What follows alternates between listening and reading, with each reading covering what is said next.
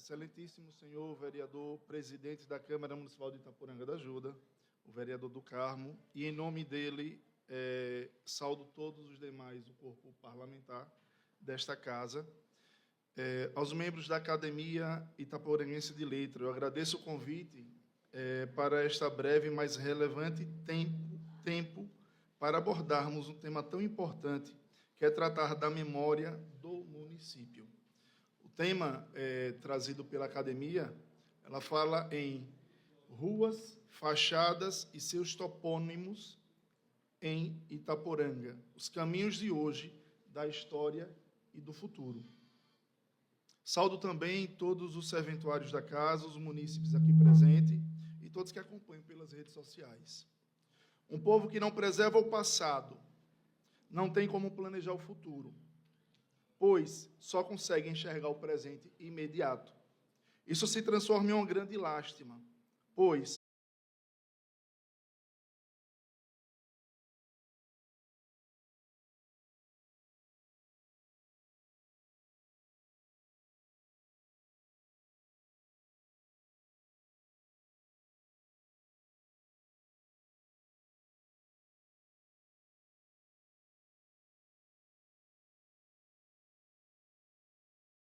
essa enfermidade a usar a tribuna livre, né, e nesta casa, e foi solicitado pela Academia Itaporanguense de Letras, através de ofício, para que fosse hoje que é a última sessão do mês, né, dia 30. Então, já declaro aberto a tribuna livre da noite de hoje. Quem é o palestrante? Para fazer uso da palavra, nosso conhecido, né, José Cândido Rocha, que é conhecido popularmente como Dr. Rochinha. Sinta-se à vontade nessa casa. O senhor, ele é o único. O senhor tem 20 minutos para apresentar as suas ideias.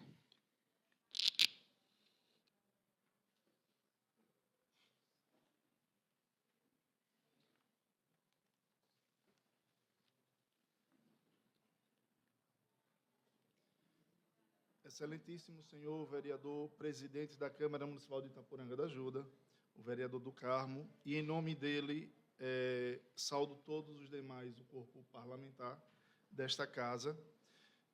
Aos membros da Academia Itaporanguense de Letras, eu agradeço o convite para esta breve, mas relevante tempo para abordarmos um tema tão importante, que é tratar da memória do município. O tema trazido pela Academia, ela fala em ruas, fachadas e seus topônimos em Itaporanga, os caminhos de hoje, da história e do futuro. Saúdo também todos os serventuários da casa, os munícipes aqui presentes e todos que acompanham pelas redes sociais.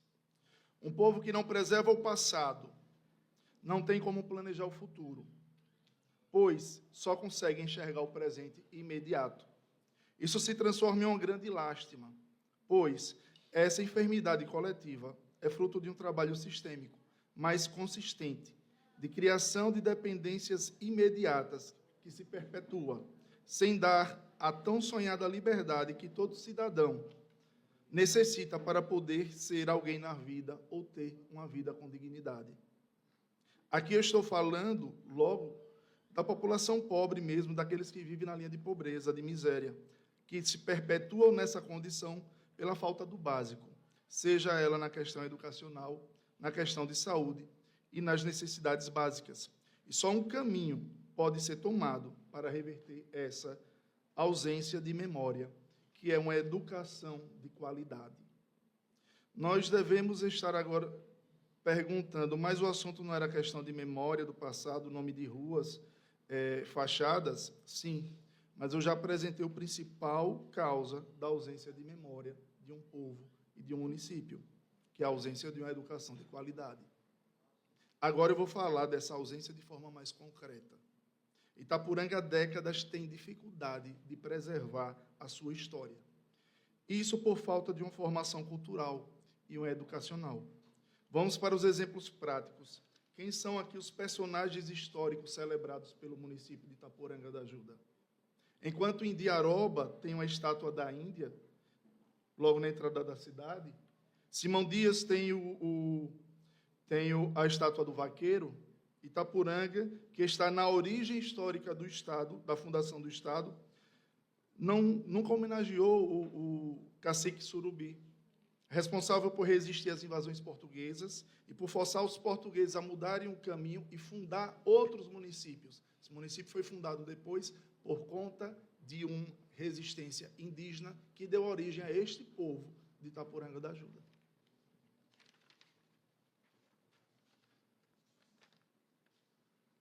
Será que Itapuranga respeita realmente a sua memória? Será que os cidadãos itapuranguenses que se destacaram na vida têm um reconhecimento na sua terra? Alguém já ouviu falar, conhece José Augusto Garcês? Será que todo mundo tem noção de quem é essa figura? Essa figura, eu trouxe aqui, eu vou deixar, presidente, 2 artigos que eu pesquisei, só botei o nome dele. Saiu logo, aula 2, fósseis de história, amastofauna e Pleistocênida, da Universidade Federal de Sergipe. Uma aula onde é citado José Augusto Garcês, filho desta terra, mas é tão esquecido aqui que é reivindicado como filho de São Cristóvão. Ele não é filho de São Cristóvão, não, ele é filho daqui. Inclusive, foi pai de um ex-vereador. Aqui é um artigo falando da José Augusto Garcês, trajetória, estratégias e sociabilidade. Este homem, o museu que existe na UNIT, é origem toda do acervo que ele deixou e que foi passado para a UNIT. Este homem é estudado no mundo, não é só em Sergipe, não é só no Brasil, não. Ele é estudado na Europa, e muito bem estudado, porque ele, nos anos 50, ele fez estratégias para descobrir fósseis de 10 mil anos atrás, aqui no estado de Sergipe e nos outros lugares.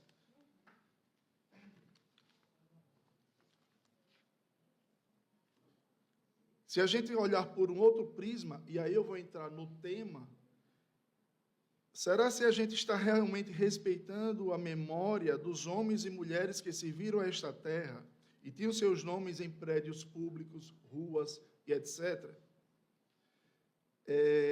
A gente precisa, com muita seriedade, a gente rever certos preceitos, certos conceitos e certos comportamentos, para a gente realmente começar a criar uma história, realmente começar a criar uma história que nos projeta para o futuro. Porque se a gente não cria uma história e não se projeta para o futuro, a gente vive só do hoje. E amanhã ninguém vai lembrar de quem passou, por exemplo, nessa casa, nessa gestão. Como, se pegar 2 gestões atrás, talvez as pessoas esqueçam. Eu vou pegar só 2 exemplos que me vêm à mente e uma coisa recente. Não tenho nada, admiro bastante a figura que será homenageada, mas José Sobral Garcês, ele está bem na origem também, lá do crescimento da cidade da origem, porque a cidade cresceu em cima do patrimônio que foi dele. Ele dá o nome aqui no fundo da escola, no fundo do ginásio, mas ele também dava o nome aqui no talho de carne. E na gestão passada o nome dele foi suprimido. O nome que, se a gente pegar figuras da internet e botar talho de carne, está lá, 1970 e alguma coisa, bem velhinho, mas está o nome dele lá. E ele não terá mais o nome dele lá. Ele foi quem doou aquela área para fazer o talho. Ele era proprietário da usina Itaporanga, toda essa área do fundo, que vai até depois da ponte. E assim a gente vai fazendo. Mas o que é que acontece? Não só nisso. Acontece uma guerra de egos, muitas vezes, de gestões que chegam e que passam, que tentam se perpetuar como nomes e esquece a própria lei orgânica do município. Se vocês forem na lei orgânica do município, e como vereadores eu acho interessante, e a gente de vez em quando está passando, no artigo 229, está dizendo lá que o município não poderá dar nome de pessoas vivas a bens e serviços públicos de qualquer natureza. E os prédios públicos aqui, o que mais tem? é nome de gente viva. Eu não estou dizendo e não estou desmerecendo ninguém que foi homenageado, mas que ainda esteja vivo. O que eu estou colocando é que o nome se homenageia quem passou e deixou marcas. E essas marcas devem ser reconhecidas pela população. E a gente só consegue isso, digo, quando a gente tem uma educação de qualidade, com pessoas com consciência formada e que cheguem na idade adulta sabendo o que é cada coisa e o que é a sua história. A gente tem escolas grandes com nomes de pessoas vivas. Não estou dizendo aqui, vamos desmerecer. Não, chama a pessoa que foi homenageada e pede que homenageie uma pessoa que já passou, mas que a gente passe a respeitar o que está na lei. Se tem, e eu vou dizer, a gente tem Maria das Graças aqui, porque não chama Maria das Graças e diz, Gracinha, quem poderia ser substituído no lugar, porque a gente precisa cumprir a lei. A gente tem o César Mandarino ali no auditório, ele é vivo. Quem poderia, César, da sua família, ser homenageado, que já passou? A gente tem secretário de Estado com nome de escola e município de Itaporanga da Ajuda, secretário de Estado da época do governo Albano Franco. A gente tem secretária de Estado, de município também homenageado, ex-prefeitos em escolas. Eu estou chamando isso porque a gente não conhece os personagens que deixaram marcas no município, porque esses nomes não estão homenageados e não são lembrados. Quando eu estava conversando sobre isso com os membros da Academia Itaporanguense de Letras, um deles entrou em contato e pediu, a professora do município, do povoado da Caueira, estava ligando, querendo saber a história do patrono daquela escola. Esse patrono daquela escola é o pai de seu Bebé, de seu Nelson, que todo Itapuranga conhece, mas não conhecia a história dele, dos pais dele. Que aquela área da Caueira, se pegasse as propriedades, boa parte passou por eles. Né? A gente precisa buscar trabalhar a história. E eu estou falando isso assim de uma forma até talvez ríspida, mas é para trazer uma esperança. A gente precisa ter esperança de que a gente pode mudar o rumo da história. E quem sabe, mudando esse rumo, a gente não perde mais um patrimônio como foi perdido lá atrás, quando se derrubou o casarão para construir um parquinho. Se a gente tivesse um casarão daqueles hoje em Itapuranga, seria rota de turismo só para visitar o casarão.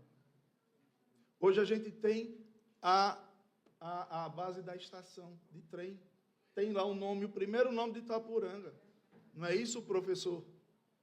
O primeiro nome está lá gravado, mas não tem nada que proteja. Se o proprietário quiser chegar lá e fazer o que quiser, ele vai fazer o que ele quiser. A gente tem uma ponte de ferro que muita gente de Itapuranga nem sabe que existe. Essa ponte ela tem história. E se quiserem conhecer a história dela, marca uma palestra com o Mr. Silva, que ele sabe. Essa ponte foi tentada implodir na guerra do tenentismo para impedir que as tropas chegassem aqui e não conseguiram derrubar a ponte. A gente tem muita história guardada. Agora a gente precisa abraçar quem abraça a história. E eu vou dar um exemplo e um outro exemplo. O professor Eric, que é da academia, ele sempre fez um trabalho na Nova Descoberta.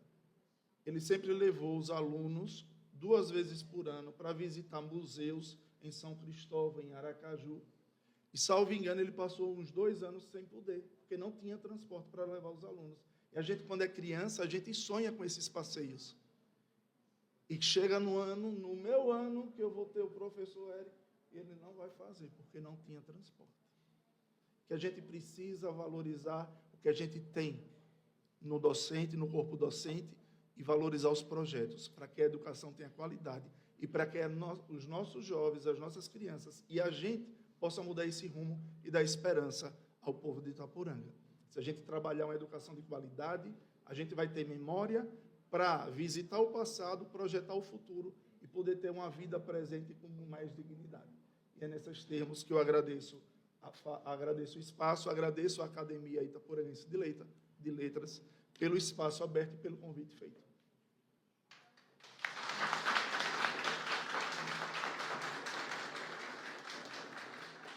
Só peço que o senhor possa aguardar aí,